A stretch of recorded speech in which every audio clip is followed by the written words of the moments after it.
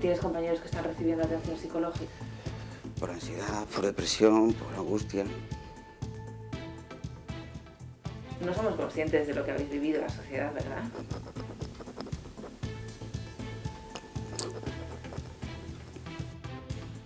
Hola, ¿cómo están? Es Aitor, médico voluntario en una residencia de mayores, tocado por la guerra, como él la define, en la que han combatido él y sus compañeros. No podemos permitirnos olvidar lo que ha pasado, más aún cuando estamos en plena desescalada. Desde el lunes, Sara Ayuso, Castilla y León al completo, entra en fase 2. Sí, ¿qué tal? Lo acaba de confirmar el ministro de Sanidad en la rueda de prensa posterior al Consejo de Ministros, tal y como había solicitado la Junta. Toda la comunidad pasa a la fase 2 junto con Madrid, Barcelona y Lleida. Y ya insiste, no obstante, en que el virus todavía no se ha ido. Silencio a mediodía entre los representantes de las instituciones del Estado y entre ciudadanos anónimos. Silencio para recordar a los más de 27.000 fallecidos por coronavirus en el último día de luto oficial.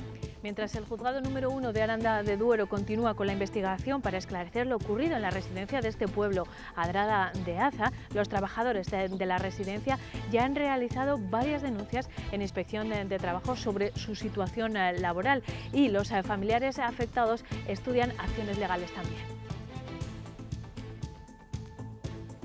Hoy entramos en los coles para ver cómo se están preparando de cara al nuevo curso. Ya hay mamparas, aulas recogidas y patios donde los recreos y la educación física no serán como antes. Tampoco la relación profesor-alumno. No nos imaginamos los niños de infantil sin que se puedan tocar, sin que puedan relacionarse entre ellos, es muy difícil. Y para los estudiantes de la EBAU, anuncio que acaba de hacer la Consejería, Eduardo Martínez. Sí, así es. La consejera de Educación ha anunciado que la próxima semana, con la entrada de nuestra comunidad en fase 2, los alumnos que vayan a participar de esta prueba selectiva a la Universidad de la EBAU podrán regresar a las aulas para tutorías y actividades de refuerzo de las asignaturas en las que se van a examinar. Tendrá que ser con cita previa, hablando primero con su tutor.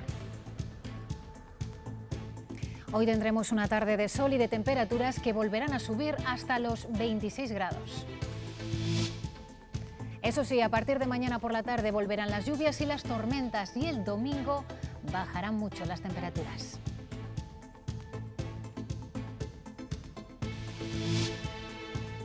Es la mariposa más bella de Europa, compartiendo espacio con el escarabajo más grande del mundo.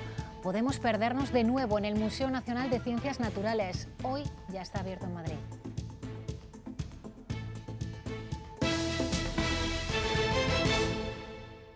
Pasan a la fase 2, progresan a la fase 2 toda la comunidad autónoma, todas las unidades territoriales de la Comunidad Autónoma de Castilla y León. Es la autorización de la que estábamos pendientes. Castilla y León al completo, sus 9 provincias podrán avanzar el lunes a la fase 2. El ministro de Sanidad acaba de anunciarlo. Moncloa, Sara Ayuso, volvemos contigo. ¿Qué más ha dicho Salvador Illa? ¿Qué tal? Buenas tardes. Salvador Illa ha alabado el esfuerzo de los ciudadanos que ha permitido cambiar de fase, pero ha recordado que el virus todavía no se ha ido y que deberemos seguir observando medidas de seguridad, las medidas que se recogen en un Real Decreto que aprobará el Consejo de Ministros, en el Congreso el próximo martes y que esta tarde va a evaluar con las comunidades autónomas. Los castellanos y leoneses son parte de los 23 millones de españoles que a partir del próximo lunes estarán ya en fase 2, el 48% de la población, el resto ya está en la fase 3. El pase a la fase 2 supone el alivio de ciertas restricciones, se amplían los aforos para bares, restaurantes, lugares de culto y funerales, también se amplían los horarios para hacer deporte y se flexibilizan los horarios en general, pero como decimos, Salvador Illa ha insistido en la importancia de mantener la responsabilidad individual y seguir observando las recomendaciones sanitarias. Es muy importante, insisto, en no perder el respeto al virus, en tener presente que sigue ahí, muy controlado, pero sigue ahí y que por tanto hay que hacer un esfuerzo por observar las recomendaciones de las autoridades sanitarias y tener un comportamiento de responsabilidad individual como tiene la inmensa mayoría de la ciudadanía española y que quiero volver a agradecer una vez más. Bueno, pues como les apuntábamos, en la fase 2 todavía no podremos movernos entre provincias, pero sí que se suprimen otras restricciones. Se eliminan las franjas horarias para pasear y hacer deporte, con la excepción de los más mayores. Se pueden celebrar reuniones de hasta 15 personas y también visitar a familiares en residencias de ancianos. Se podrá consumir en el interior de bares y restaurantes con una ocupación máxima del 40%. Es el mismo aforo con el que se permite abrir a grandes tiendas y centros comerciales. Cines y teatros recuperan su actividad, pero con un tercio de su capacidad y butacas preasignadas. La fase 2, como les estamos contando, llegará a Castilla y León el lunes, pero los preparativos llevan semanas cocinándose. Hay que levantar ERTEs y acomodar instalaciones. Los restaurantes, por ejemplo, ante la reducción de aforo interior, intentarán ganar espacio en el exterior. Lo hemos visto en Soria. En Soria capital, algunos restaurantes como este que tengo a mis espaldas están montando estructuras cubiertas en plena calle, ocupando incluso plazas de aparcamiento con el objetivo de ampliar el número de mesas y sillas y complementar las del interior del local, que en la fase 2 ya podrá abrir sus puertas con un 40% del aforo. El menú de este restaurante se congelaba un 15 de marzo cuando apenas sirvieron 5 comidas. Casi 3 meses después se disponen a estrenar una terraza cubierta para complementar las pocas mesas del local, que estarán separadas por mamparas. Para grupos que vengan diferentes y no que estén en contacto. Y así podemos salvar un poco la distancia. Y luego, en cuanto a la terraza de afuera, pues los 2 metros de distancia, que son los que vienen a ser legales. Vamos a tener ahí 16 plazas también, que aunque no sean un gran volumen, la verdad es que sí que va a desahogar y también va a dar un poco más de vida a lo que es el entorno del bar. Ya no va a ser solamente la ventana, sino también se amplía con las mesas de fuera. En este otro restaurante han invertido 8.000 euros en ampliar la terraza. Los comedores se reducen al 40% del aforo y la mitad de la plantilla se reincorpora estos días. En función de cómo empecemos el lunes, pues veremos si se incorpora alguno más o no, según la carga de trabajo que vayamos teniendo durante la semana. Perdemos bastantes plazas porque dentro hemos eliminado 16 mesas y fuera ganamos solo 3 respecto a lo que teníamos. Entonces, bueno, pues haciendo esa cuenta nos perdemos 13 mesas. Así es como se prepara la hostelería para cambiar de fase en este camino hacia la nueva normalidad. El Hospital Gregorio Marañón de Madrid investiga un posible contagio de 5 médicos durante un encuentro que celebraron para despedir a un residente del servicio de neumología.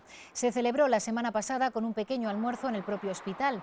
Tras presentar síntomas, los 5 médicos dieron positivo en las pruebas PCR. Después de rastrear los posibles contactos, el centro mantiene en aislamiento a otros 16 profesionales.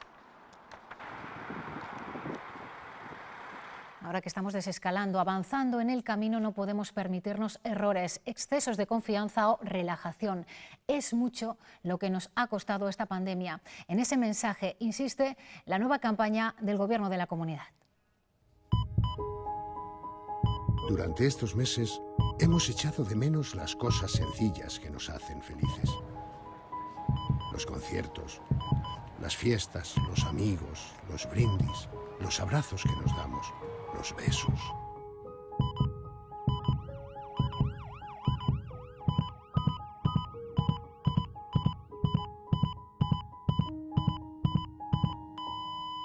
Hemos perdido mucho.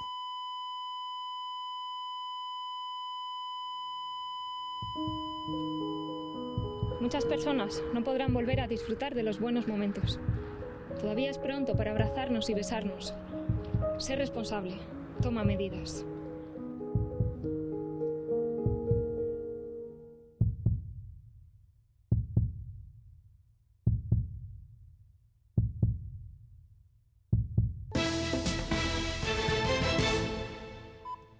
Los institutos de Castilla y León abrirán 10 días, del 12 al 23 de junio, para que los alumnos de segundo de bachillerato puedan tener refuerzo para la EBAU. Tienen que solicitar cita previa, como ven, antes del día 10 y pedir a su tutor qué asignatura quieren repasar. Después de un trimestre decisivo, sin clase y con diferentes criterios por autonomías, algunos sectores cuestionan que se pueda garantizar la equidad en la prueba. Las AMPAs de Zamora y Valladolid piden que no se celebre el examen. Entendemos que por muchas medidas de seguridad que queramos poner es complicado, es muy complicado y tenemos muchas preguntas. No entendemos por qué este curso no se ha valorado en ningún momento el no realizar esta prueba. Pero una vez que ya se ha decidido que sí, creemos que habría que haber barajado otras opciones. Para preparar ese examen, en los últimos días, como les decimos, abrirán los centros. Eduardo Martínez, ¿sabemos en qué condiciones y si se abren para más alumnos? Sí, pues ya están preparando para recibir esos centros, esas actividades con seguridad, con distancia y todas las medidas higiénicas. Y sí, también abrirán los centros para los alumnos con necesidades especiales. A partir de este próximo lunes 12 de junio y durante todo el mes hasta el día 30 podrán recuperar las sesiones presenciales de fisioterapia. Los más de 1.400 alumnos que ya las estaban recibiendo antes del cierre de estos centros. Y la medida podría continuar durante el mes de julio si así lo permiten las autoridades sanitarias. Como les hemos venido contando, era una reivindicación de los padres porque durante este tiempo muchos han tenido que pagar esas sesiones de su bolsillo. Sabemos de familias que están financiándolo de forma privada al no tener acceso a través del sistema público. Estamos también muy pendientes de conocer el calendario escolar, de saber cómo y cuándo volverán al colegio todos los estudiantes. Eduardo, ¿en qué punto se encuentra el trabajo de las autoridades educativas? ¿Qué sabemos? ¿Han anunciado alguna decisión más? Sí, pues de momento la semana que viene habrá una reunión con las organizaciones sindicales a las que se le trasladará la propuesta de calendario escolar, así que de momento seguimos sin conocer el cuándo, no tenemos todavía ese calendario escolar. Por otro lado, también hemos conocido hoy que a partir de este lunes 12 de junio empezará a funcionar un teléfono gratuito de asistencia psicológica para los alumnos. Es gratis, 24 horas al día, es el 926 40 71, servirá para atender las necesidades cognitivas y emocionales de los alumnos producidas por este confinamiento y por no poder volver a las aulas. Una vuelta que tampoco sabe todavía cómo será, porque a falta de conocer la semana que viene seguramente un plan de contingencia con instrucciones algo más concretas, de momento solo algunos centros como los concertados están ya tomando medidas. El próximo curso no veremos las mesas así. Adiós al trabajo en grupo. En un escenario presencial, el aprendizaje se tendrá que adaptar a la distancia de seguridad. No nos imaginamos los niños de infantil sin que se puedan tocar. Grupos más separados obligarán a tener más atención. Si hay que contratar a más profesorado porque hay que desdoblar los grupos, pues habrá que hacerlo. Cuando no se puedan mantener las distancias, a partir de los 7 años tendrán que llevar mascarilla. El próximo curso estará marcado por las normas y las separaciones para poder llevar a cabo la educación presencial. El uso de mascarillas, los geles hidroalcohólicos distribuidos por el centro. En los sitios donde sí que vienen familias que para hacer las matrículas, pues mamparas para recepción. El recreo no será lo mismo, tampoco la clase de educación física, y la seguridad sanitaria obligará además a una limpieza adicional mucho más costosa que preocupa a la concertada. Esperemos que la consejería también se acuerde de nosotros y eso va a suponer para los centros concertados pues un gasto adicional que además no se puede repercutir a las familias. Y si hay un rebrote, en algunos colegios ya están tomando medidas por si el próximo curso hay que volver a la educación online. Pues estamos recomendando a las familias que se puedan ir haciendo con dispositivos digitales. Hemos comprado dispositivos para el profesorado. Lo que descartan tanto centros públicos como concertados es un escenario mixto porque ven inviable combinar dos grupos, uno aprendiendo en clase y otros en casa. En un tiempo récord y gracias al trabajo de casi un centenar de personas, los 3 centros tecnológicos de la UNED, Ponferrada, Tudela y Barbastro han diseñado la aplicación AVES, Aula Virtual de Exámenes. El éxito de la misma lo corrobora la exportación en el ámbito público de España, educación, sanidad o justicia, pero también fuera de nuestras fronteras. A nivel internacional, ha llegado alguna demanda de Ecuador, demanda de Arabia Saudí, están llegando todos los días demandas. La UNED cree que está ante una herramienta fiable que evita la copia. Hablar del 100% de seguridad es muy complicado, ¿no? La herramienta pues trata de garantizar al máximo que eso no ocurra, y eso depende mucho también de la metodología, del tipo de examen que te ponen. AVES cuenta con un sistema de seguridad a prueba de ataques que la UNED ha sufrido, por ejemplo, las últimas semanas desde Rusia. Tiene su backup de seguridad, tenemos el apoyo del Centro Criptológico Nacional, el CCN, el apoyo de INCIBE, el apoyo de Supercomputación de Castilla y León, en fin, esto es un tema muy robusto. El 15 de junio comienzan los exámenes en la UNED con una aplicación que han utilizado ya varias universidades del país.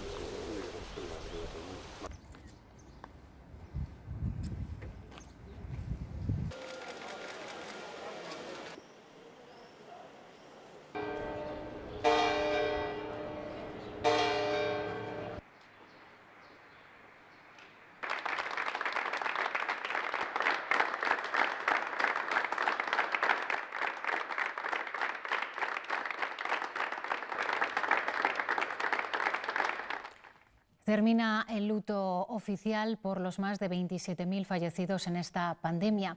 Para llegar hasta aquí han tenido que pasar más de 2 meses y medio, un tiempo de intenso trabajo y sufrimiento para nuestros sanitarios. Uno de los sectores más afectados ha sido el de las residencias de mayores. Un médico nos ha contado su experiencia. Él ha presenciado la muerte de más de 50 ancianos. Es médico forense, pero Aitor se presentó como voluntario cuando pidieron profesionales sanitarios. Me llaman porque los propios médicos de las residencias habían ido dando positivo, habían tenido que cogerse la baja, entonces hacía falta, no tenían médicos. Así empieza su lucha en 2 residencias de mayores. Y decimos lucha porque él dice haber estado en la guerra. Ha habido horarios interminables. Ha habido mucho estrés, ha habido muchos problemas para dormir, mucha necesidad de psicofármacos. Está acostumbrado a la muerte, pero no a ver a los pacientes morir en soledad. Golpea no poder hacer todo lo que quieres. Impotencia que a día de hoy todavía está presente en su cabeza. Ha sufrido, pero sobre todo por cómo ha visto a sus compañeros. Por ansiedad, por depresión, por angustia.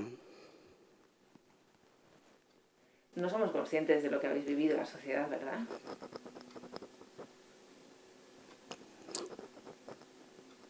Reclama que los médicos de las residencias formen parte de la sanidad pública y recuerda que los centros de mayores no son hospitales. Que si hay 50% mínimo de los muertos en las residencias de ancianos no se hayan hecho ni un 1% de las pruebas allí, no puede ser.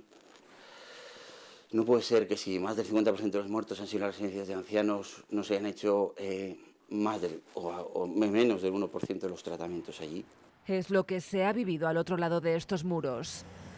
Un testimonio cargado de lágrimas y dolor. Son los grandes olvidados. Los trabajadores de los servicios funerarios intentan volver a la normalidad, pero sin poder olvidar lo vivido estos meses. El desgaste psíquico, emocional que supone para las familias y para los profesionales, pues ha sido devastador. En provincias como Segovia, Soria o en la Comunidad de Madrid, donde se tuvo que habilitar 2 morgues para los fallecidos, la tensión se ha acumulado. Muchos empleados han tenido que recibir atención psicológica. Cuando tú estás acostumbrado a atender en tu localidad 20, 30 fallecidos al día como mucho y pasar a tener 200, 300 como en algunas localidades de Castilla y León, pues creo que necesitas ese apoyo. Los mensajes de miles de familias se acumulan agradeciendo su trabajo. Ningún fallecido ha estado solo. Nunca han estado solos y esto es gracias sobre todo también al personal sanitario, que no dejan de ser los grandes héroes, y al personal funerario, que son esos héroes olvidados, pero que también son héroes en esta pandemia. Aún quedan semanas para que en los velatorios no haya restricciones de aforo. Mientras tanto, las funerarias garantizan, a través de protocolos higiénicos, que el duelo se viva hoy de otra manera. Después de ser hospitales de campaña, instalaciones deportivas como este pabellón en Barcelona se convierten en centros para la recuperación de quienes han ganado al coronavirus. Médicos y terapeutas del Vall d'Hebron les ayudan en la rehabilitación física y también emocional. 150.000 personas ya han recibido el alta en esta pandemia.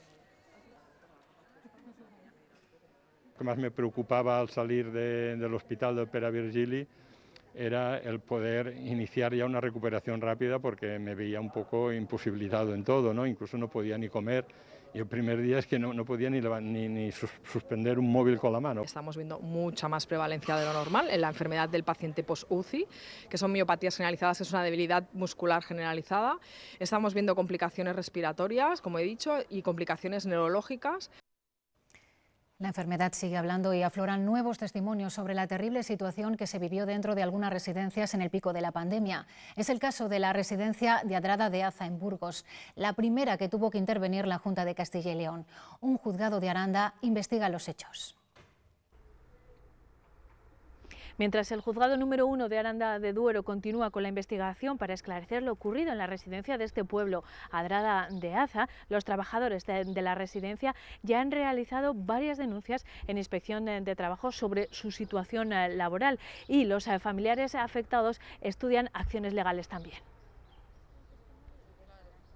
Arantxa lleva trabajando intermitentemente en la residencia Valle del Cuco desde hace un año. Ella y otros trabajadores han presentado varias denuncias en inspección de trabajo sobre su situación laboral, ahora mismo de impago, y se suman a las de los familiares referidas a la falta de protección contra el coronavirus. Seguimos algunos trabajadores sin cobrar.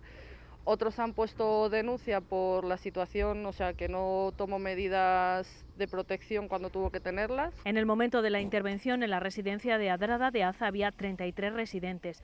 11 han fallecido a causa del coronavirus, según las fuentes de los trabajadores. Tenía que haberse controlado como estaban exigiendo la enfermera, como estaban exigiendo los demás trabajadores y no se hizo absolutamente nada. Esta residencia está gestionada por una asociación cultural de la comarca y aunque el ayuntamiento no participa, Adrada de Aza está satisfecho con su funcionamiento hasta ahora. Vienen muchos visitantes, o sea, familiares, se les ve por el pueblo y además es unas instalaciones muy buenas, es una residencia nueva prácticamente y es una pena pues que esté ahora cerrada. Radio Televisión Castilla y León ha intentado ponerse en contacto con la dirección de la residencia, que no ha querido contar su versión.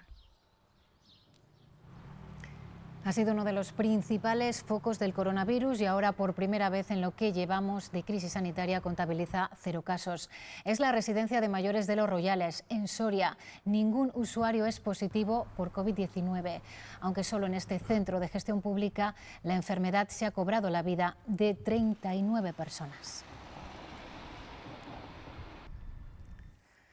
Y en Madrid se eleva la tensión dentro del Gobierno entre el consejero de Sanidad del Partido Popular y el consejero de Políticas Sociales de Ciudadanos, después de que se hayan filtrado correos electrónicos en los que el consejero de Ciudadanos advertía de que muchos ancianos podían fallecer de forma indigna si no se les trasladaba a los hospitales.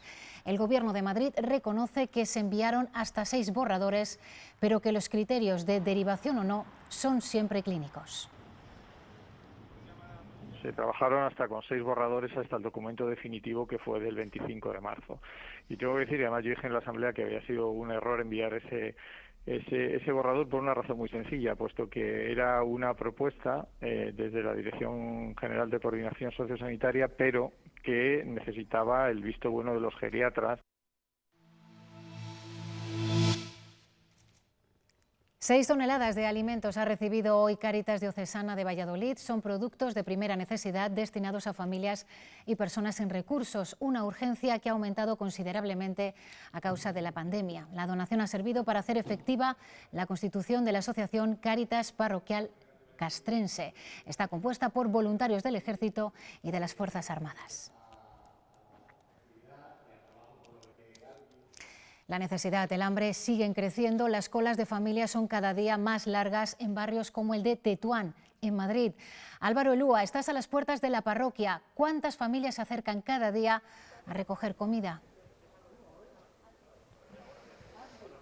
Pues Alejandra, para que te hagas una idea, en este punto de recogida de alimentos de la Fundación Madrina, en torno a 500 familias hacen cola desde primera hora de la mañana para poder recoger kit de alimentos como estos que tenemos aquí delante. El objetivo es que ninguna familia con niños se quede sin alimento.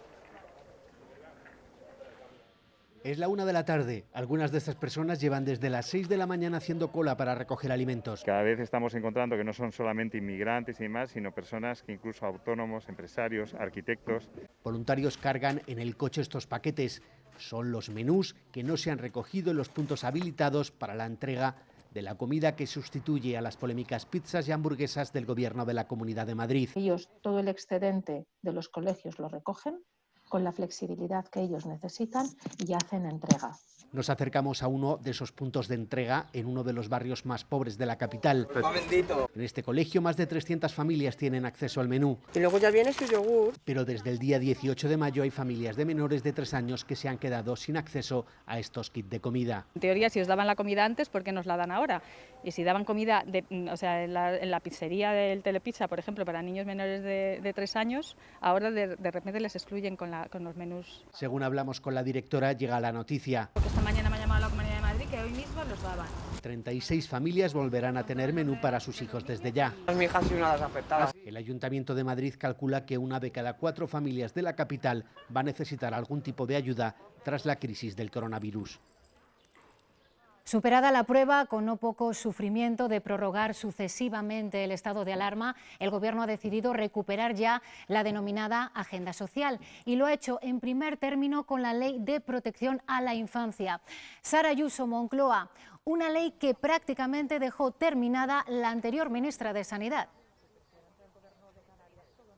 El COVID-19 paralizó la tramitación de esta normativa, que es la primera que recibe luz verde del departamento que dirige Pablo Iglesias. Es una ley que pretende proteger a los niños y adolescentes de situaciones de violencia y que pone el foco en los colegios, que deberán crear protocolos de actuación específicos ante indicios de abuso escolar, abuso sexual, cibernético y violencia de género. Se crea la figura del coordinador de bienestar en los colegios y unidades específicas en las fuerzas y cuerpos de seguridad del Estado. Hoy, además, el Consejo de Ministros ha aprobado la que será ya la última prórroga del estado de alarma y el Gobierno ha criticado que la oposición, en vez de ayudar, se haya dedicado a hacer ruido. Pues parece, ¿no?, que la derecha digiere mal los resultados democráticos y, por tanto, en vez de ayudar y arrimar al hombro en este momento en que todo el país nos necesita, pues está más obsesionada por todas las teorías conspiranoides y por cualquier cuestión que plantee ruido y de alguna forma nos distraiga a todos de lo que tenemos que estar. Fue en mayo de 2019 en Valladolid. Un hombre provocó un aborto a su pareja tras darle una paliza. Hoy ha sido condenado a 10 años de cárcel. Es el acuerdo al que han llegado la defensa y la fiscalía. El acusado ha declarado por videoconferencia desde la cárcel de Topas en Salamanca, donde se encuentra. Ha aceptado la pena que han pactado tanto la fiscalía como su abogado. Finalmente estará privado de libertad durante 10 años y medio frente a los 21 iniciales que solicitaba la acusación pública. Además, deberá realizar durante 80 días trabajos para la comunidad e indemnizar a la víctima con cerca de 25.000 euros. Lo curioso de este caso es que la mujer de 31 años, a la que propinó una paliza y le provocó un aborto, está ilocalizable. Su abogado no ha podido contactar con ella para conocer si daba la aprobación a ese pacto y el abogado ha sido retirado de la sala de vistas.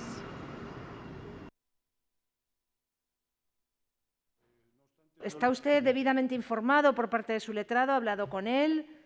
¿Le ha informado de todos los hechos y de los delitos de los que se le acusan? Sí. ¿Y todo lo reconoce y se declara culpable de esos delitos? Sí. La empresa pública Enresa ha iniciado ya los trámites para desmantelar la central de Garoña. Los trabajos se van a prolongar durante 10 años y supondrán una inversión de casi 500 millones de euros. Pero los alcaldes piden alternativas para la economía de esa zona a largo plazo. La tramitación administrativa hasta que el Ministerio para la Transición Ecológica autorice el desmantelamiento se prolongará durante 2 años. A partir de ese momento, Garoña dará un último balón de oxígeno a su zona de influencia. Aunque el desmantelamiento sea evidentemente una perspectiva a corto plazo que pueda generar esa actividad, pero necesitamos un plan de desarrollo que dinamice la zona. Los alcaldes y empresarios no quieren que las promesas de reindustrialización para los municipios más próximos a la planta caigan en el olvido. La reindustrialización de la zona con proyectos viables, con proyectos importantes económicamente y que supongan un restablecimiento del empleo. Reivindicativos totalmente, claro. Necesitamos que la zona pues se active. Y es que el cierre de Garoña ya ha hecho perder al Valle de Tobalina, donde está enclavada, un 10% de su población. Más que empleos han sido la pérdida de expectativas laborales, que había un conjunto de la población que vivía con esas expectativas de contratación temporal y que permitían el asentamiento de esa población en nuestra zona. Además, los ingresos de este ayuntamiento, con 1 millar de habitantes, se han visto mermados en 900.000 euros por impuestos de la central nuclear. Una videoconferencia puede ser contaminante. Está emitiendo una serie de emisiones de CO2. ¿Por qué? Porque estamos consumiendo energía eléctrica, en este caso. Esa energía eléctrica, como todos sabemos, en España procede de energías no renovables en un altísimo porcentaje. Aún así, el teletrabajo ha reducido las emisiones durante estos meses. Con motivo del Día del Medio Ambiente, esta empresa palentina ha evaluado su impacto. Teniendo en cuenta los desplazamientos que hacemos cada día a la oficina desde casa, pues probablemente gracias al teletrabajo estamos emitiendo una tercera parte de lo que normalmente emitimos por persona. Ellos estudian la sostenibilidad de las empresas midiendo su huella de carbono. Nos mide es cuántas emisiones de CO2, ¿vale? Emite una entidad por el mero hecho de funcionar. Y no solo ellas, cualquiera puede calcular sus emisiones a través de una aplicación gratuita que han creado. Una herramienta web que tenemos en abierto en nuestra propia página web, que cualquier usuario lo puede utilizar. Es una de las pioneras en España. Hoy es el Día Mundial del Medio Ambiente y desde Ponferrada nos llega la noticia de un estudio que utiliza los drones para localizar plásticos y residuos en el mar, el que más sufre con nuestras malas prácticas. Nuevas armas en la lucha de la sociedad contra el plástico en un tiempo en el que los residuos de estas características pueden multiplicarse y seguir contaminando los espacios acuáticos. Investigadores del campus de Ponferrada y de las universidades de Novi Sad y de Bancaluca desarrollan un modelo de detección automática de plásticos flotantes empleando drones. Un trabajo que ha demostrado que con las imágenes se pueden detectar y clasificar y con la metodología calcular con exactitud los mismos hasta un 96%. A la orilla del Sil en Ponferrada, la profesora de la Universidad de León, Flora Álvarez, participante en este proyecto de colaboración con las universidades de los Balcanes, nos explica el carácter pionero del trabajo. Se trata de un método automático, se trata de un método totalmente objetivo y no hay que estar en contacto con el propio plástico. Los ingenieros forestales e informáticos serbios y bosnios han volado los drones en los lagos Balcana y el río Cerna, en Rijeka. A partir de esas imágenes que tomamos con el dron, dividir la imagen en segmentos, en objetos, somos capaces de diferenciar si lo que está flotando es madera, si lo que está flotando pues es otro tipo de biomasa o si lo que está flotando es plástico. Y los algoritmos Deep Learning completaron el trabajo. Es capaz de detectar si el plástico, tanto el que está flotando en superficie como el que está semisumergido, como el que está en las orillas. Este trabajo podrá sustituir los recuentos actuales que se realizan casi de forma individual y de formas distintas en cada lugar del planeta. Un planeta en el que cada año 8 millones de toneladas de plásticos terminan en los océanos, un material que en tiempos de pandemia ha cobrado especial protagonismo y que puede seguir haciendo mucho daño al medio ambiente y a la biodiversidad. También ha aprovechado este Día del Medio Ambiente Iberdrola, que ha inaugurado hoy en Navarra el mayor complejo eólico que ha construido en España. Se ha completado en 12 meses y evitará la emisión a la atmósfera de 84.000 toneladas de CO2 al año.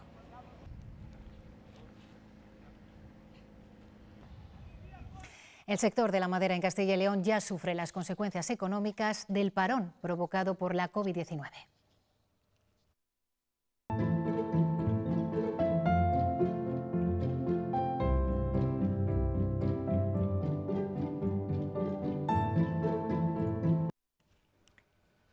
El sector de la madera teme que muchas y pequeñas y medianas empresas, sobre todo las dedicadas a la carpintería del mueble y a la producción de tableros, tengan que cerrar en los próximos meses. La solución, según la Fundación CESEFOR, en Soria, pasa por un cambio hacia fórmulas más sostenibles como la utilización de madera en la construcción de obra pública.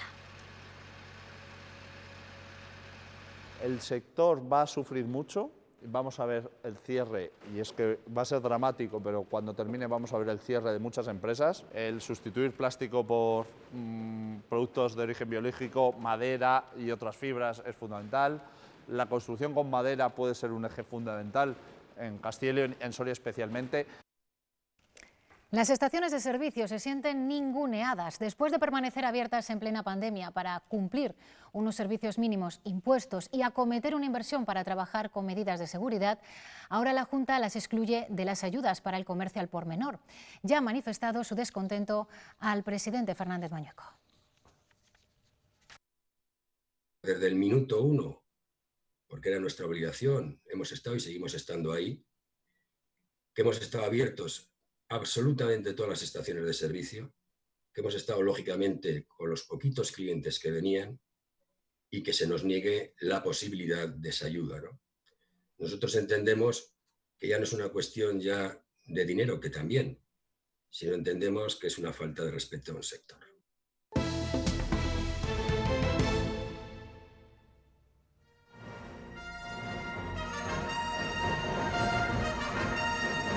Seguro que la conocen, suena la banda sonora de la emblemática saga Star Wars, obra de John Williams, premio Princesa de Asturias de las Artes. Él y Ennio Morricone, los dos grandes compositores del cine, recibirán este premio, suponemos que como siempre, en Oviedo y en octubre, aunque como todo, la ceremonia de entrega está en el aire. El jurado ha reconocido el poder de comunicación de su música en la gran pantalla.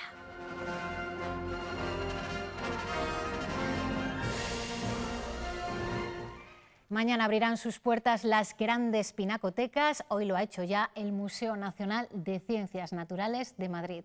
Desde allí nos vamos a despedir. Ahora llegan los deportes con Diego Espinilla y más información esta tarde a las 8:30 y a lo largo de todo el fin de semana. Nos vemos el lunes. Adiós. La mariposa más bella de Europa, el mustélido más pequeño del mundo o el escarabajo más grande del continente son el arranque del nuevo itinerario que el Museo Nacional de Ciencias Naturales ha preparado para garantizar la seguridad ante el COVID-19. Todas las entradas y salidas de las distintas exposiciones tienen paneles direccionales que indican entrada, indican salida, indican recorridos. Porque hoy, en el Día del Medio Ambiente, reabre sus puertas. Simbólicamente muy bonito, es como una especie de retomar a la vida normal, a la cotidianidad. Teníamos muchas ganas, sí. De hecho, mirábamos, yo lo vi ayer en la web que estaba abierto hoy. Hacer otras actividades que no sean ir a dar vueltas alrededor de la casa, pues ya es algo para él no nada habitual. Geles hidroalcohólicos o pasillos despejados facilitan una visita segura. Todo muy correcto, medidas higiénicas muy correctas. Y para discapacitados y mayores de 60, una franja específica a primera hora. Para que este colectivo un poco más vulnerable tenga unas condiciones más intensas, ¿no?, si cabe, de seguridad. Me parece una idea muy buena, claro, sobre todo para la gente ya jubilada. Las actividades educativas, una de las señas de identidad de este museo, por el momento tendrán que esperar.